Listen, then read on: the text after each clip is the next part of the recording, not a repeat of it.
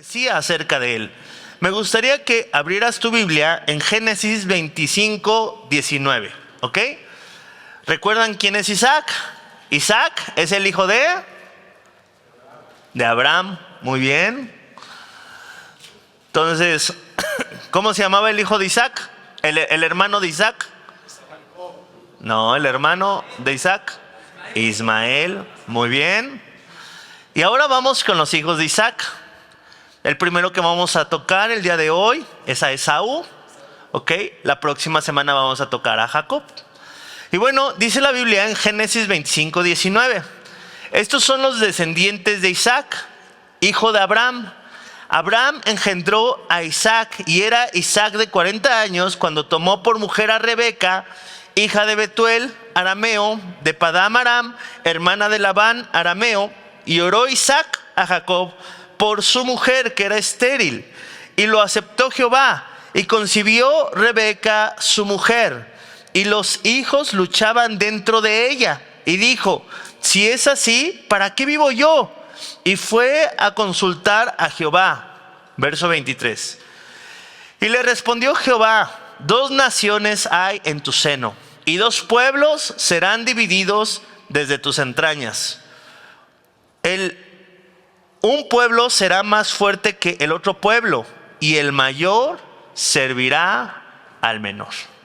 Nosotros nos damos cuenta que había una profecía acerca del nacimiento de estos 2 hijos, ¿ok? Y es muy interesante conocer este principio porque hay mucha gente que piensa que la primogenitura se le daba al primer hijo y no necesariamente, ¿ok? Vemos que Jesucristo se le llama el primogénito de entre los muertos. No significa que fue el primero en morir, pero sí significa que es el que tenía la preeminencia, ¿ok? Entonces la primogenitura era un título que se daba generalmente al primero. Pero muchas veces Dios decidía que este primero no era el que iba a llevar la primogenitura, sino que era el segundo, el tercero o alguno otro de los hijos. Entonces, esto es muy importante saberlo. La primogenitura incluía muchísimas cosas, incluía el ser administrador de la mayoría de los bienes del padre, el que sus hermanos se convirtieran en sus siervos, en que él se convertía en la cabeza de su familia. Algo que he estado estudiando es que antes no había naciones cuando empezaba todo, sino que había pequeñas tribus y pueblos, y muchos de estos pueblos se movían por varias partes y que se necesitaba de un liderazgo para que fuera la cabeza y los dirigiera en los tiempos difíciles o en ponerse de acuerdo, ¿ok? Entonces aquí estaba una profecía donde el Señor le estaba mostrando a Isaac lo que iba a pasar con sus hijos, pero no se sabía cómo se iba a llegar a ese punto, ya que la palabra de Dios nos enseña que Isaac amaba a Esaú. Isaac amaba a Esaú, entonces pareciera que si Esaú es el primero y si su padre lo ama más que a su hermano, pues parecería que él se iba a quedar con la primogenitura. Todo apuntaba a que Esaú se iba a quedar con la primogenitura. Pero la palabra de Dios nos enseña cómo Esaú, al tener esta posición, la vende, ¿sabes? No la valoró, no la atesoró, no supo lo que representaba. Y entonces encontramos una de las historias más tristes que después nos damos cuenta todas las repercusiones que esto trae. Dice la palabra de Dios en Génesis 25, 27. ¿Ok? Génesis 25, 27. Dice la Biblia: y crecieron los niños, y Esaú fue diestro en la caza, era un cazador, hombre de campo. Pero Jacobo era quieto, que habitaba en tiendas. Fíjate la descripción de Jacob: alguien que habitaba en tiendas.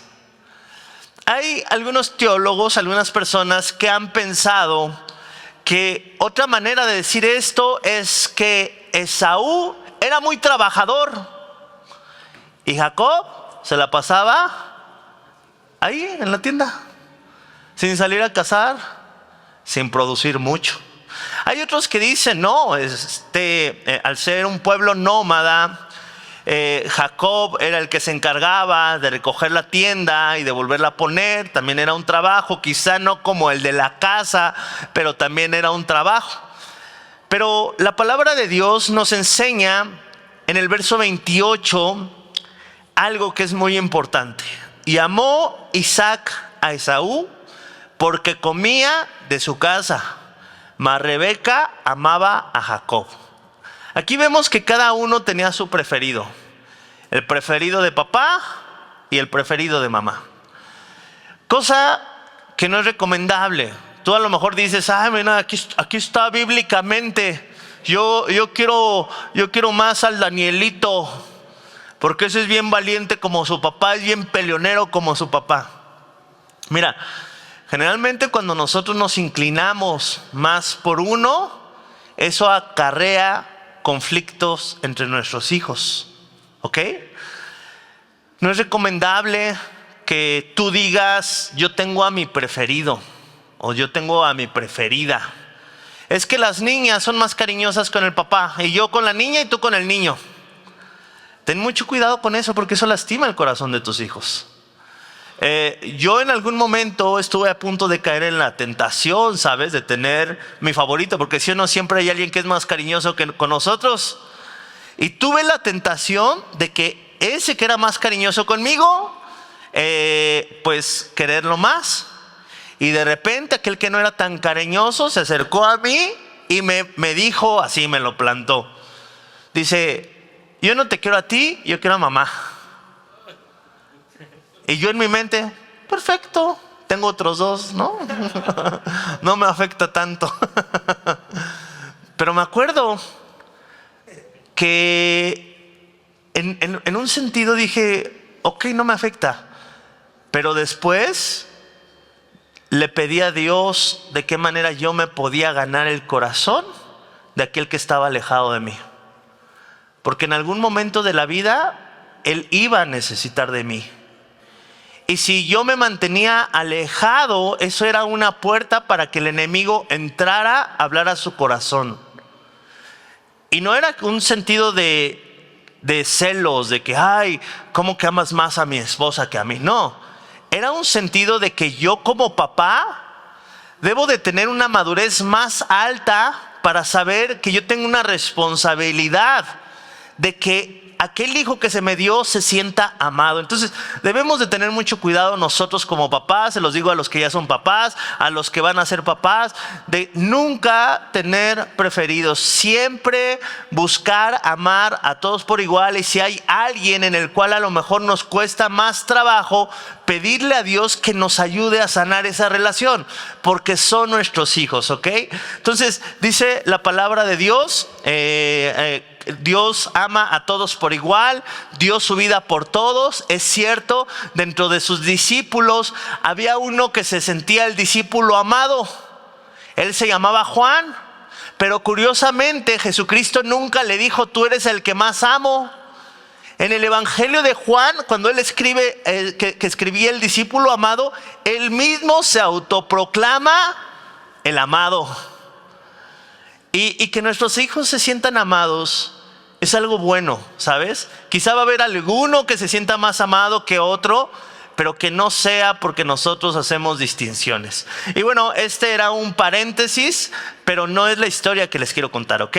Dice la Biblia, y amó Isaac a Esaú porque comía de su casa. A él le gustaba que su hijo fuera varonil, que su hijo fuera alguien que saliera por sus alimentos, que trajera alimentos, que aportara a sus ojos. Eso hacía que amara más a su hijo que a Jacob, ¿ok? Y dice la Biblia en el verso 29, y guisó Jacob un potaje mientras este estaba de caza, el otro estudió gastronomía y guisó un alimento, ¿no? Y dice, y volviendo Esaú del campo cansado. Esaú es el hermano mayor, el hermano que venía cansado de trabajar. Dice la Biblia en el verso 30, dijo a Jacob, te ruego que me des de comer ese guiso rojo, pues estoy muy cansado. Por tanto fue llamado su nombre Edom. ¿Okay? Aquí la palabra de Dios dice que tenía mucha hambre porque venía de trabajar. Hasta ahí todo está bien. Es normal que haya tenido hambre. Es normal que le haya pedido a su hermano. Su hermano, imagínate, tú llegas a una casa, han llegado a esa casa después de trabajar, que huele bien rico, que se te hace agua a la boca, y que tú darías lo que fuera por un plato de lo que estén cocinando. Bueno, así pasó. Y dice la Biblia en el verso 31. Y aquí es donde empieza realmente esta historia que nos lleva a tener mucho cuidado. Dice verso 30, y dijo Jacob, te ruego que me des de comer de ese guiso rojo, pues estoy muy cansado. Por tanto fue llamado aquella tierra Edom. Dice, y Jacob respondió, véndeme en este día tu primogenitura. ¿Está mal tener deseos? ¿Necesidades? Pero fíjate, tenemos que saber que hay veces que el enemigo nos va a ofrecer satisfacer nuestros deseos y nuestras necesidades a cambio de nuestra posición, a cambio de aquel lugar en el cual Dios nos ha puesto. Y nosotros debemos de tener mucho cuidado. Después esta oferta que le hace Jacob a su hermano Esaú es comparado con menospreciar lo que Dios nos ha dado. Ahora, ¿qué es lo que Dios nos ha dado a nosotros? Dios te ha hecho una nueva criatura. Dios te ha hecho libre de pecado. Dios te ha hecho libre de culpa. Dios te ha dado una nueva oportunidad para empezar una vida nueva. Dios te ha puesto como príncipe, como sacerdote. Dios te ha dado un lugar que nosotros no mereceríamos. Cada uno de nosotros tenemos la posición más alta que se puede tener en esta tierra. ¿Y cuál es esa posición? Somos hechos hijos de Dios. Somos real sacerdocio, nación santa, pueblo adquirido por Dios para buenas obras. La palabra de Dios dice que cuando Jesús murió por nosotros, Él nos dio una posición. Pero debemos de tener mucho cuidado, porque el enemigo va a intentar negociar esa posición. Va a intentar de alguna manera que tú le cedas aquellos derechos que Cristo te ha dado. Primera de Juan, capítulo 2, versículo 15. Primera de Juan 2:15 dice la palabra de Dios. Vamos a leer desde el 13. Primera de Juan 2:13. Os escribo a vosotros padres, porque conocéis al que es desde el principio. Os escribo a vosotros jóvenes, porque habéis vencido al maligno. Os escribo a vosotros hijitos, porque habéis conocido al Padre.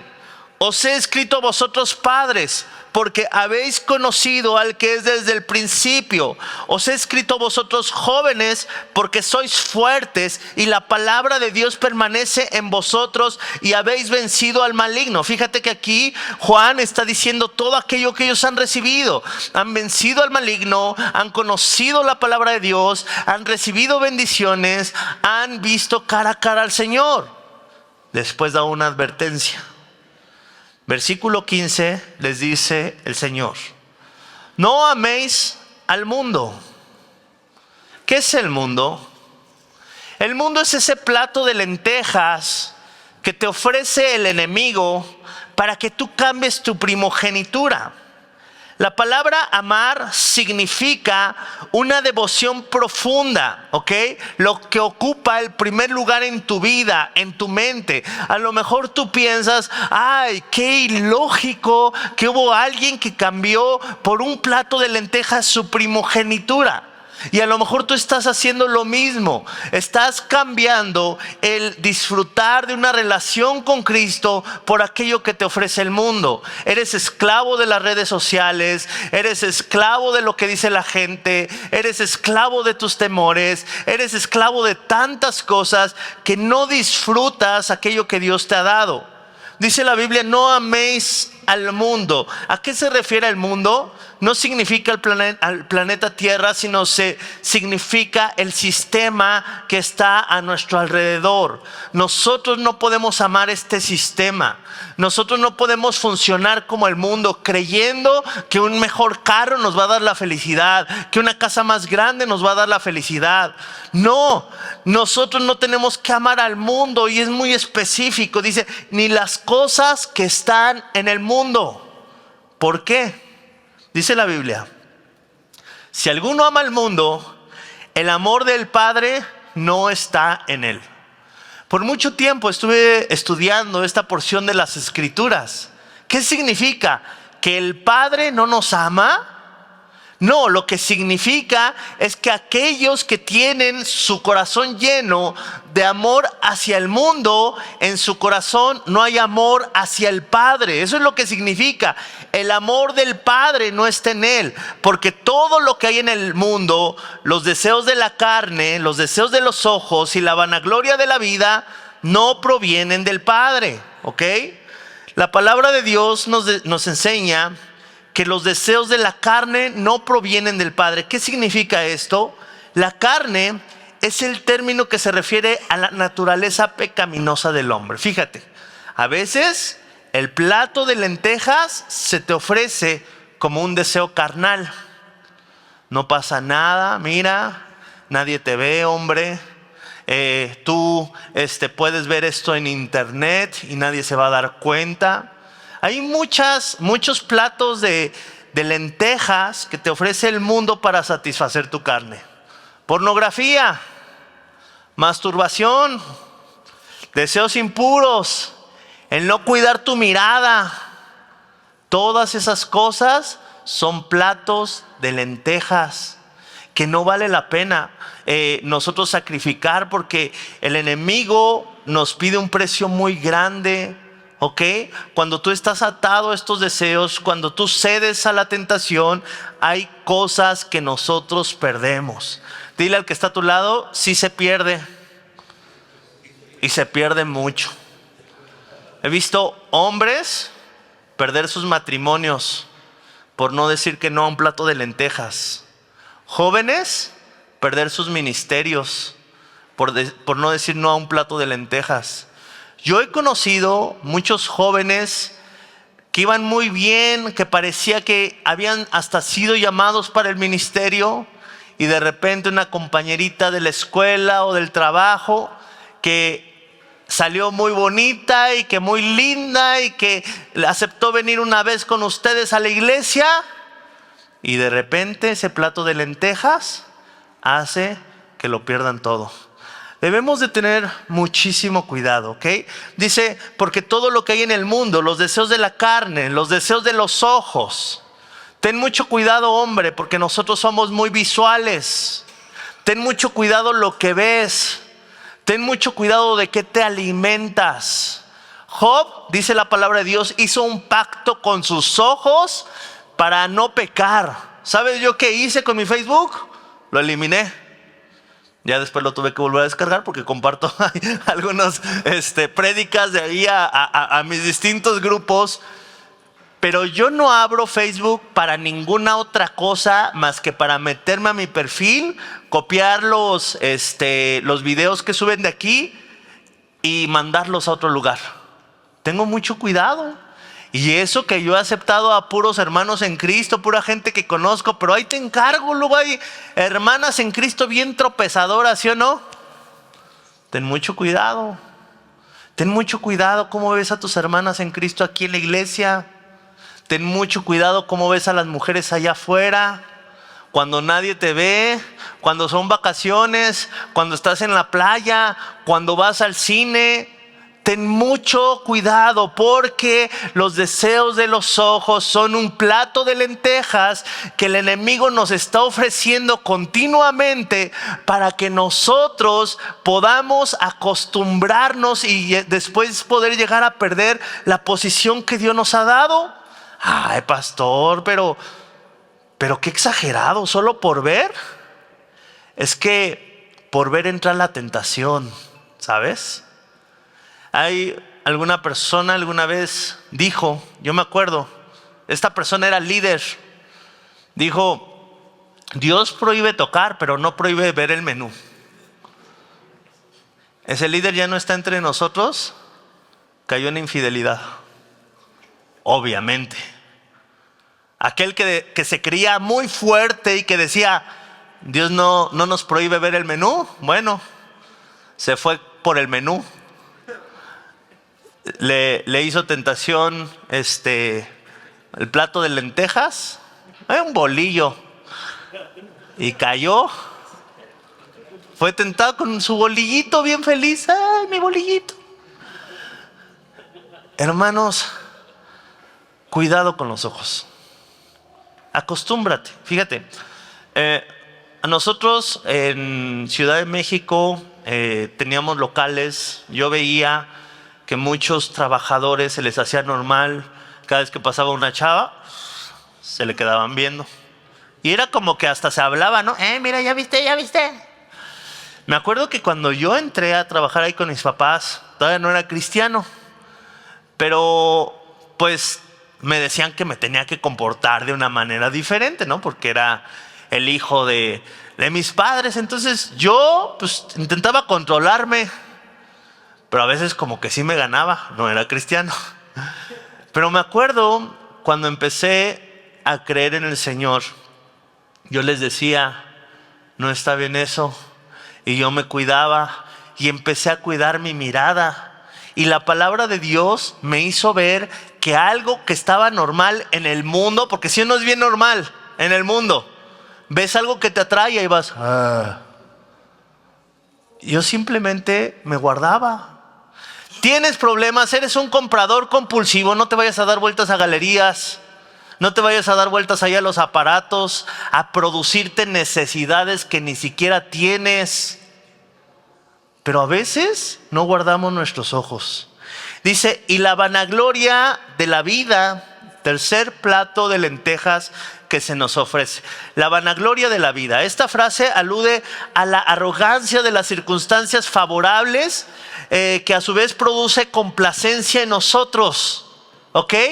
Todo aquello que nos hace sentir de una manera que podemos impresionar a otros, sea a través del poder, sea a través del dinero, sea a través de los estudios, sea a través de tantas cosas. Cuando nosotros seguimos eso, le voy a demostrar a la gente que yo sí pude salir adelante, ya se desvió tu corazón. Hay algo más importante que agradar a las personas, y esto es agradar a Dios, ¿ok? Dice, porque todo lo que hay en el mundo, los deseos de la carne, los deseos de los ojos y la vanagloria de la vida no proviene del Padre, sino del mundo. Y el mundo va a pasar y sus deseos, pero el que hace la voluntad de Dios permanece para siempre. Yo he visto tantos hombres perder tantas bendiciones, perder una familia, perder su llamado por un mugre plato de lentejas. Un mugre plato de lentejas puede ser una mentira. Puede ser el hacer algo que tú sabes que no está bien. Hay muchos que venden su primogenitura por algo muy pequeño. Hay otros que aún no le han llegado al precio, pero que sí estarían dispuestos a negociar si el plato de lentejas es más grande. Cuando realmente lo que hay que determinar en nuestro corazón es si vamos a confiar en Dios o no lo vamos a hacer. Vemos que este hombre, en medio de su necesidad, de su hambre física, dice la Biblia en Génesis 25:30, dijo a Jacob, te ruego que me des de comer de ese guiso rojo, pues estoy muy cansado. Por tanto fue llamado su nombre Edom. Y Jacob respondió, véndeme en este día tu primogenitura. Verso 32, entonces dijo Esaú, he aquí, yo me voy a morir. ¿Para qué pues me servirá mi primogenitura? Fíjate, algo que hizo este hombre, que generalmente hacemos, fue justificar que no puso en primer lugar las cosas del Señor. Fue justificar. Y a veces cuando hay hombres que se acercan y dicen, es que yo lucho con esto, y empiezan a justificar y dicen, es que mi esposa no, es que mis vecinos no, es que en mi trabajo no, es que en mi iglesia no. Empiezan a justificar lo que ellos hacen y están mal. Porque la palabra de Dios nos enseña que debemos de tener mucho cuidado. ¿Te acuerdas Caín y Abel? Que Dios le advirtió a Caín, ten cuidado porque el pecado está a la puerta. Ten mucho cuidado porque el pecado te va a querer engañar. Entonces, si nosotros no estamos firmes con el Señor, el pecado se va a empezar a justificar en nuestra mente. Yo he visto jóvenes que dicen, es que yo me estoy guardando para mi esposa, pero pues ya a mi edad, como yo tenía relaciones sexuales antes de conocer a Cristo y tantos años de tener relaciones, pues me tengo que dar mantenimiento yo mismo. Se autoengañan para seguir en su pecado. Casados, que pues la esposa no quiso, pues yo, mira, no estoy cayendo en pecado, no me estoy yendo con alguien más. Yo solito me hago justicia por mi propia mano. Se autoengañan. Y debemos de tener muchísimo cuidado porque el autoengaño se empieza a volver una fortaleza dentro de nosotros.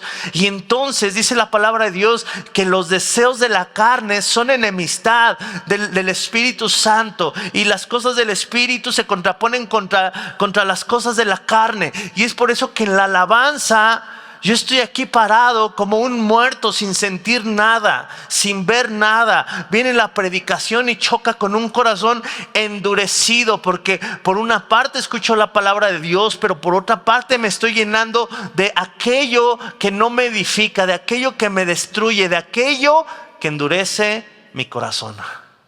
¿Qué es lo que pasa cuando yo empiezo a venir a una iglesia y decido al mismo tiempo de venir a la iglesia aferrarme a mi pecado? Es lo peor que puede pasar. ¿Por qué? Porque tu corazón se empieza a endurecer y escuchas prédicas y sigues haciendo lo malo. Por eso el Señor dijo a la iglesia, por cuanto no fuiste ni fría ni caliente, te vomitaré de mi boca. Y así hay muchas personas que no están completamente metidas con las cosas del Señor. ¿Por qué? Porque todavía hay un área de su vida que no le han entregado a Dios. Todavía están ahí disfrutando su plato de lentejas. Dice la Biblia en el 32, Esaú justifica lo que va a hacer. Dice, porque me voy a morir, ¿para qué pues me servirá la primogenitura? Dramático aquí el Esaú. Dice en el verso 33, y dijo Jacob, bien buzo, ¿no? El Jacob, júramelo en este día. Y él le juró y vendió a Jacob su primogenitura. Entonces Jacob dio a Esaú pan y del guiso de las lentejas, y comió y bebió y se levantó y se fue. ¿Cuánto le duró ese placer de esa comida? ¿Una hora? Digamos que masticaba lento, que le sirvió mucho, ¿no? O sea, lo que le estaba dejando la herencia de papá. Le estaba dejando los títulos, le estaba dejando el que él fuera el líder de la familia. Yo creo que sí le sirvió una buena porción. No, de haber dicho, ya, toma, ojalá que hasta te dé chorrillo, ¿no? Se la dio. Y dice la Biblia en el verso 34, no dice, así menospreció Esaú la primogenitura. Qué increíble el saber que nosotros a veces no le hemos dado aprecio a lo que Dios nos ha dado. Y por eso negociamos con el mundo todavía si voy a dejar mi pecado o no voy a dejar mi pecado. Fíjate, hay en la mente del hombre un engaño que piensa, Señor, tú quítamelo. Señor, tú aleja de mí el pecado. Mira, te voy a poner bien claro cómo está el tema con el pecado y con las tentaciones, ¿ok? Tú quítame el pecado, eso ya lo hizo el Señor, ¿sí o no? En la cruz del Calvario. La Biblia dice que somos nueva creación, las cosas viejas pasaron y aquí todas son hechas nuevas.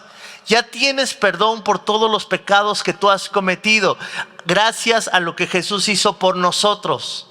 Entonces no sigas diciendo quítamelo, porque Él ya te lo quitó. Ahora, ¿qué es lo que hay que hacer nosotros? Romanos capítulo 12, transformar nuestra mente. Porque nuestra mente se acostumbró a perseguir las lentejas, porque no teníamos primogenitura, no conocíamos qué era eso. Pero ahora que somos hijos de Dios, entendemos que hay algo más grande que un plato de lentejas, y esto es la posición en la cual Dios nos ha puesto. Un hombre casado tiene mucho que perder si cede a la tentación. Y créeme que ese plato de lentejas no vale la pena todo lo que vas a perder. Un joven tiene mucho que perder. Yo me acuerdo que uno de los versículos que a mí más me llamó el Señor cuando yo era joven es en el libro de Proverbios, cuando decía que una pequeña mosca en el perfume del perfumista echa a perder todo el perfume. Así una pequeña locura al que aparentemente se porta bien y hace una pequeña locura. Fíjate qué increíble. ¿Ustedes comprarían un perfume con una mosca dentro? ¿Lo usarían? Entonces, ¿por qué queremos que el Señor nos use si no hemos arreglado nuestra vida? Ahí queremos que el Señor nos use y nosotros con 5, 15 moscas, ¿no? Hermano, primero limpia. El Señor nos va a usar y vas a ser un instrumento grande de Dios. Pero tienes que entender que no hay que ceder ante las ofertas que nos hace el enemigo, porque esas ofertas nos van a hacer perder nuestra posición como hijo de Dios, nuestra posición como padre, nuestra posición como amigo, nuestra posición que el Señor nos ha entregado. Ahora, la palabra de Dios dice algo increíble. Hebreos capítulo 12, versículo 16. Dice la Biblia, ¿quién era Esaú? Dice, no sea que haya algún fornicario. ¿Ok? Aquí la palabra de Dios compara a Esaú con un fornicario, porque es lo mismo. Aquel que vende su primogenitura por un plato de lentejas, aquel que vende su posición por un rato de placer. Fíjate, dice la Biblia, no sea que haya algún fornicario, algún profano, alguien que hable de las cosas de Dios burlándose. Dice, como Esaú, que por una sola comida vendió su primogenitura. Porque ya sabéis que aún después, deseando heredar la bendición, fue, ¿qué dice? Desechado. Qué increíble esto. Saber que Dios me puede desechar, porque yo soy un hombre que cuando tiene delante de mí un plato de lentejas, un deseo de mis ojos, un deseo de mi carne, yo voy a ceder. ¿Sabes qué es lo que va a pasar? El Señor me va a desechar. Y no porque las misericordias de Dios no sean nuevas cada mañana, sino porque no soy un hombre digno de confianza. Se nos ha dado tanto y lo cambiamos por tan poco. Se nos ha dado una posición, se nos ha dado una nueva vida, se nos ha dado una oportunidad de hacer las cosas bien y la cambiamos por tan poco. Dice la palabra de Dios, porque ya sabéis que aún después, deseando heredar la bendición, fue desechado y no hubo oportunidad para arrepentimiento, aunque lo procuró con lágrimas. No tienes idea cuántas personas que yo he amado, que he caminado con ellos en Cristo Jesús, una mala decisión los ha llevado a perder todo. Y les cuesta lágrimas a ellos, lágrimas a su familia, les cuesta mucho dolor. Todo por un pequeño plato de lentejas. Nosotros como creyentes tenemos mucho que perder. Nosotros estamos construyendo un legado como hombres. Nosotros estamos construyendo una vida en Cristo Jesús que va a servir como ejemplo a nuestros hijos, a nuestros nietos. Nosotros empezamos una carrera, ¿sabes? Y he visto muchos hijos que se alejan del Señor porque dicen: papá es un hipócrita, una cosa hace en la iglesia, otra cosa hace en la casa. La palabra de Dios nos dice que nosotros tenemos que ser íntegros. Un pequeño plato de lentejas puede hacer que lo perdamos todo.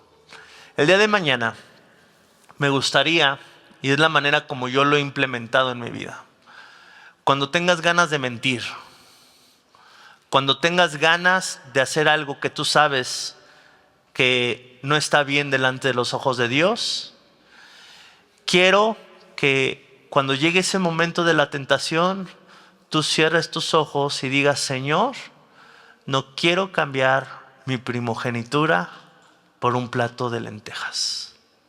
Tú no sabes esa pequeña oración cómo te va a ayudar. Dice la Biblia que este hombre, Esaú, menospreció lo que había recibido. No le tuvo aprecio al regalo que por ser el primero él había recibido. Entonces hubo alguien que ocupó esa posición.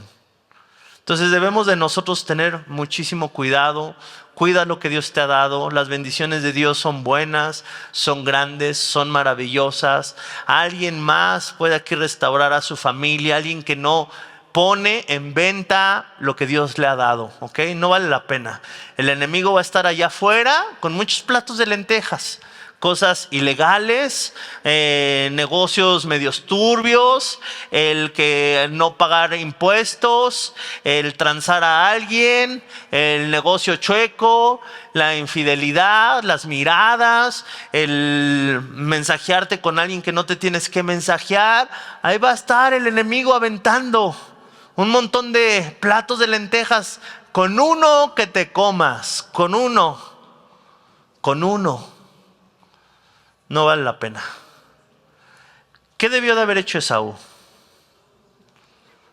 Haber orado al Señor que lo fortaleciera. Yo creo que él llevó más allá, ¿no?, lo que estaba pasando. El Señor lo pudo haber fortalecido hasta que llegara con sus padres a comer, a su casa a comer.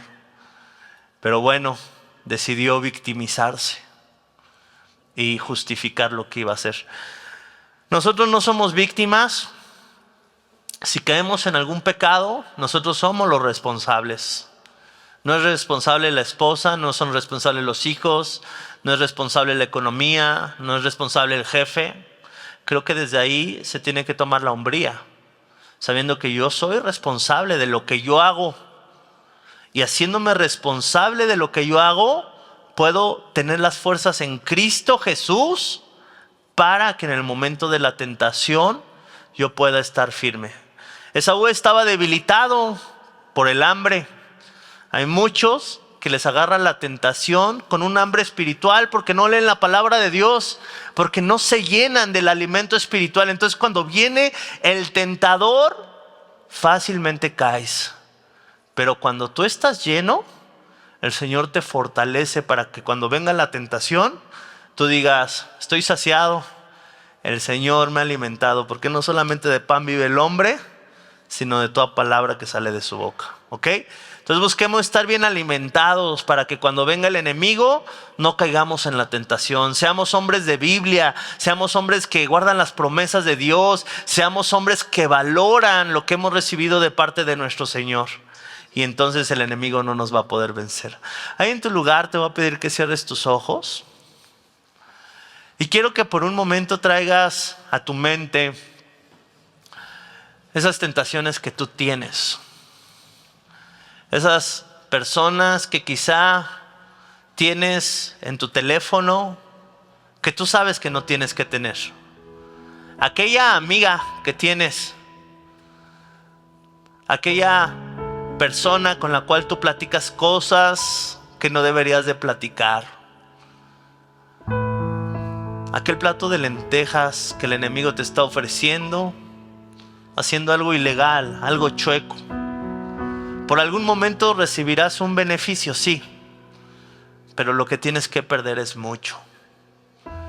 El día de hoy dile al Señor: Señor mi Dios, dame la fortaleza para no vender todo lo que tú me has dado y no cambiarlo por un plato de lentejas.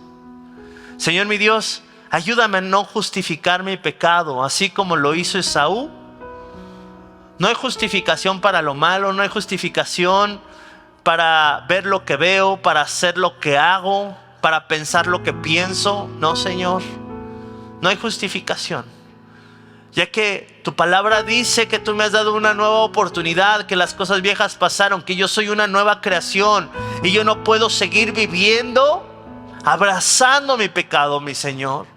Te pido perdón si quizá en algunos momentos he probado de ese plato, y te pido que me fortalezcas para que nunca más vuelva a probar esos miserables platos que me quieren arrebatar tanto, que me quieren arrebatar mi llamado, que me quieren arrebatar, mi Señor, todas aquellas grandes cosas que tú tienes para mí, para mi familia. Señor mi Dios, el día de hoy yo decido, en medio de la tentación, esperar en ti, fortalecerme en ti, buscar tu reino y tu justicia antes que todas las cosas. El día de hoy, Padre, ya no quiero ser saciado de aquellos deseos de los ojos, de aquellos deseos de la carne, de aquella vanagloria de la vida, mi Señor.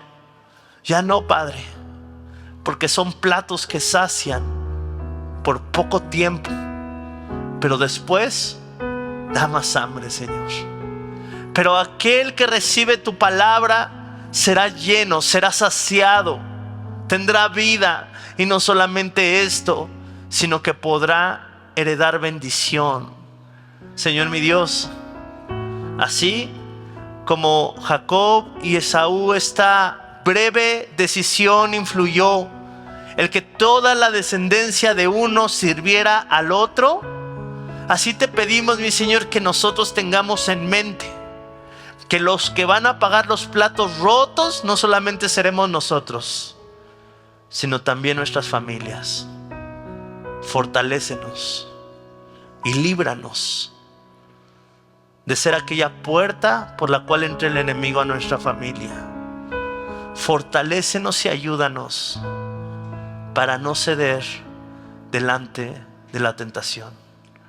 Te lo pedimos en el poderoso nombre de Cristo Jesús. Amén y amén.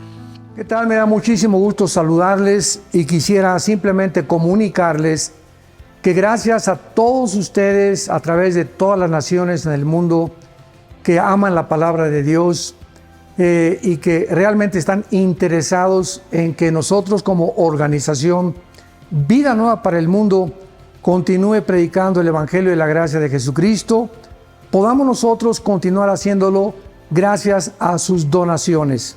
Este año cumplimos 46 años de ministerio, 46 años donde hemos predicado, pensamos y consideramos de una forma fiel el Evangelio, la sana doctrina de Jesucristo. Nosotros, con todas estas donaciones, tenemos que sostener pastores, misioneros, obras, equipos de televisión, y aún continuamos buscando la manera de poder elevar este ministerio. Hasta este momento, quiero que ustedes estén enterados, no tenemos una sola propiedad. Y así hemos trabajado durante 46 años porque le damos la importancia a la evangelización, a las misiones y también a los hombres de Dios para levantar más pastores. Le damos las gracias, que pueda Dios con su gracia tocar sus corazones y que puedan ustedes invertir en un terreno donde es fructífero porque creemos que hemos producido bastante buen fruto para la gloria de Dios.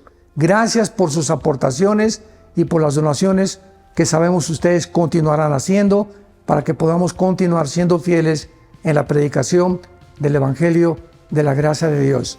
Que Dios les bendiga.